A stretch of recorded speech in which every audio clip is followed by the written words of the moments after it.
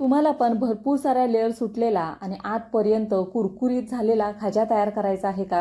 कारण बऱ्याच वेळेला काय होतं, आपण खाजा तयार करतो त्याचं पीठ आतमध्ये तसंच राहतं, त्याला लेअर व्यवस्थित सुटत नाहीत आणि असा खाजा आहे ना तो लवकर नरम पडतो. तर आज आपण मस्त कुरकुरीत पाकामध्ये रसरसलेला खाजा कसा तयार करायचा ते बघूया. अगदी छोटे छोट्या टिप्स एक व्हिडिओ तुमच्याबरोबर शेअर केलेला आहे, त्याच्यामुळे व्हिडिओ शेवटपर्यंत पहा आणि तुम्ही बनवलेला खाजा आहे ना तो अजिबात फेल होणार नाही. मस्त कुरकुरीत आणि पाकामध्ये रसरसलेला तयार होईल.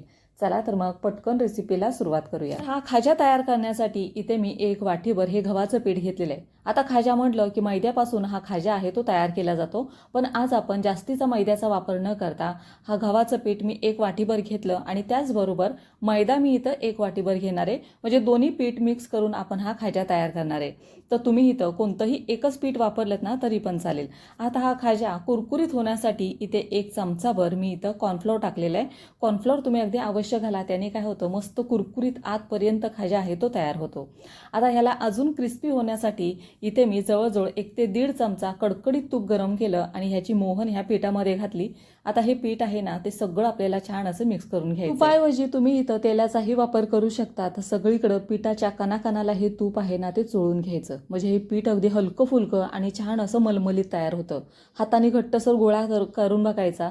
जर घट्टसर गोळा तयार झाला ना की समजायचं पीठ आपलं अगदी तयार झालेलं आहे. आता आपण इथं 2 पिठापासून हा खाजा तयार करतोय, पण तुम्ही इथं फक्त गव्हाच्या पिठापासून किंवा फक्त मैद्यापासून हा खाजा आहे तो तयार करू शकता. तर व्यवस्थित आपलं पीठ सगळं चोळून झालेलं आहे. आता इथे मगाशी मी थोडंसं मीठ टाकायला विसरले होते, तर चिमूटभर मी इथं मीठ टाकलेलं आहे आणि लागेल तसं पाणी घालून हे घट्टसर आपल्याला ह्याचा गोळा तयार करून घ्यायचा आहे. तर खूप सारे लेयर्स जर तुम्हाला हवे असतील ना आणि छान असा कुरकुरीत जर खाजा बनवायचा असेल ना तर या पद्धतीनं नक्की करा. तुम्ही बनवलेला खाजा आहे ना तो आतून अजिबात कच्चा राहणार नाही, मस्तपैकी तयार होतो. तर छोट्या छोट्या टिप्स सहित पुढे पण मी व्हिडिओमध्ये दाखवलेला आहे, सांगितलेलं आहे तुम्हाला, त्याच्यामुळे व्हिडिओ शेवटपर्यंत पहा. कारण खाजा तयार करण्यासाठी जास्तीचं साहित्य लागत नाही, अगदी मोजक्या साहित्यात हा तुम्ही तयार करू शकता. तर व्यवस्थित पीठ आपण भिजवलेलं आहे. जसं चपातीसाठी आपण कणिक भिजवतो ना त्याच पद्धतीनं आपल्याला हे पीठ भिजवून घ्यायचंय. तर थोड्या वेळासाठी आपण हे बाजूला ठेवूया. तोपर्यंत आपण थोडासा पाक तयार करायला घेऊया. तर 2 वाटी आपण पीठ घेतलं होतं, त्याच वाटीनं 1 वाटी इथं मी खडीसाखर घेतली आहे. जी मिश्री असते ना म्हणजे दोरावाली खडीसाखर, तीच बारीक करून मी इथं घेतलेली आहे. आता या खडीसाखरेऐवजी तुम्ही इथं साखरेचा वापर केलात ना तरी पण चालेल.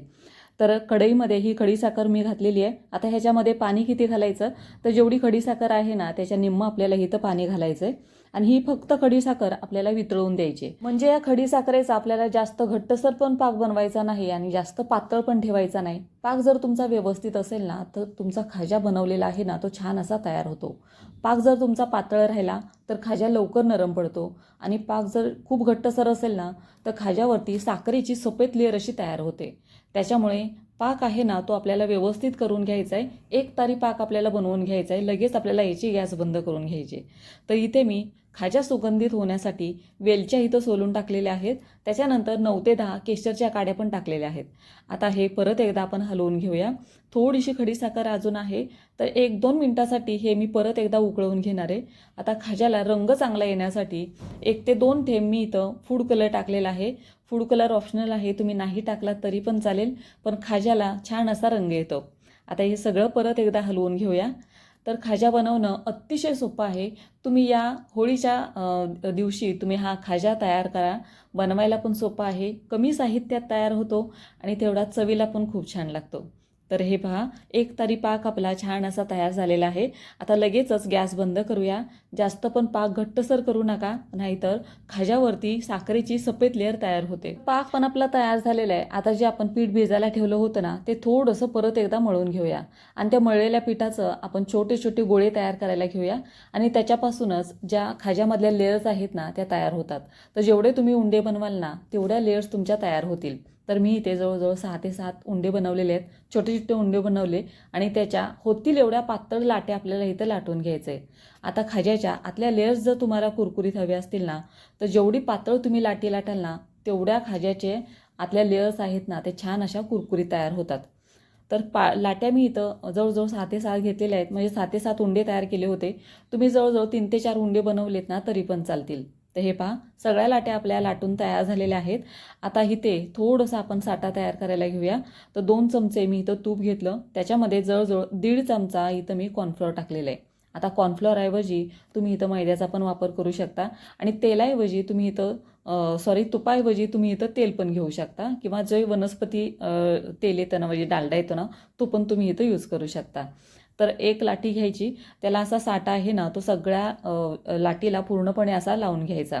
मी चपाती आपण इथं बनवलेली आहे आणि इथे मी थोडासा परत एक कॉर्नफ्लोअर असा भुरभुरलेला आहे. तुम्ही कॉर्नफ्लोअरऐवजी मैदा जरी टाकलात ना तरी पण चालेल, पण कॉर्नफ्लोअरने काय होतं, छान असा क्रिस्पीपणा येतो. आपण पीठ मळायला घेतलं होतं, त्याच्यामध्ये पण 1 चमचा आपण कॉर्नफ्लोअर टाकला आहे आणि वरून पण असा सुट्टा कॉर्नफ्लोअर आपण पसरलेला आहे. त्याच्यामुळे पण छान असे क्रिस्पी तुमच्या खाजा आहे ना तो तयार होतो. सगळ्या लेयर्सला आपण छान असा साठा लावलेला आहे, वरून कॉर्नफ्लोअर टाकलेला आहे. व्यवस्थित सगळ्या लाट्या सेट केल्यानंतर हे आपल्याला आता फोल्ड करून घ्यायचं आहे. तर एका साईडून अशा पद्धतीनं फोल्ड करा. जर लाट्या जास्त असतील ना तो तुमचा हा जे आपण फोल्ड करतोय ना ते जाडसर तयार होईल. त्याच्यामुळे जवळजवळ 3 ते 4 लाट्यांचंच तुम्ही सुरुवातीला बनवा आणि नंतर तुम्ही जास्त लाट्यांचं बनवलं ना तरी पण चालेल. तर एकावरती एक व्यवस्थित मी हे सेट केलं आणि परत एकदा लाटण्यानं हलक्या हातानं हे आपल्याला लाटून घ्यायचं आहे. म्हणजे खाजा आहे ना तो जास्त जाडसर आपला तयार होणार नाही. तर व्यवस्थित हलक्या हाताने मी हे लाटून घेतलं. आता आपण एखाद्या सुरीच्या साह्याने, कटरच्या साह्याने आपल्याला कट करून घ्यायचं आहे. तर 1-1 इंचाचे मी इथं तुकडे ठेवलेले आहेत. जास्त जाड पण ठेवू नका, 1-1 इंचाचे ठेवा, म्हणजे आतून व्यवस्थित असं दोन्ही साईडून ह्याच्या छान अशा लेअर आहेत त्या तयार होतील. तर तुकडे पण आपले सगळे करून तयार झालेले आहेत. आता लाटण्याच्या साह्याने हे हलकंसं मी परत एकदा लाटून घेते. मग तसं केल्यामुळे काय होतं, जे आपण पीठ आहे ना, आतल्या लेयर्स आहेत ना त्या पातळ अगदी तयार होतात आणि जास्त कुरकुरीत तयार होतात. तर लाटून पण आपलं तयार झालेलं आहे. आता तेलामध्ये तळत असताना तेलाचं टेम्परेचर अजिबात जास्त ठेवायचं नाही. असं तेलामध्ये पीठ टाकलं ना की हलकसे बुडबुडे यायला पाहिजेत, एवढंच तेल आपल्याला इथं गरम करून घ्यायचं आहे. जास्त गरम तेलामध्ये हे जर टाकलं ना तुम्ही तर ह्याच्या लेयर्स अजिबात मोकळ्या होत नाहीत, एकाला एक चिटकून राहतात. कमी तेलावरती टाकलं ना की एक ना एक लेअर आहे ना ती मोकळी होते. छान असं दोन्ही बाजूनी खमंग हलकासा लालसर येईपर्यंत आपल्याला हे खाजा आहे ना तो तळून घ्यायचा आहे. आता अशाच पद्धतीनं तुम्ही दुसरे जे बाकीचे तुकडे आहेत ना ते पण तळून घ्या. हलकंसं तेल गरम करायचं आणि त्याच्यामध्येच हे तुकडे आहेत ते तळून घ्यायचे.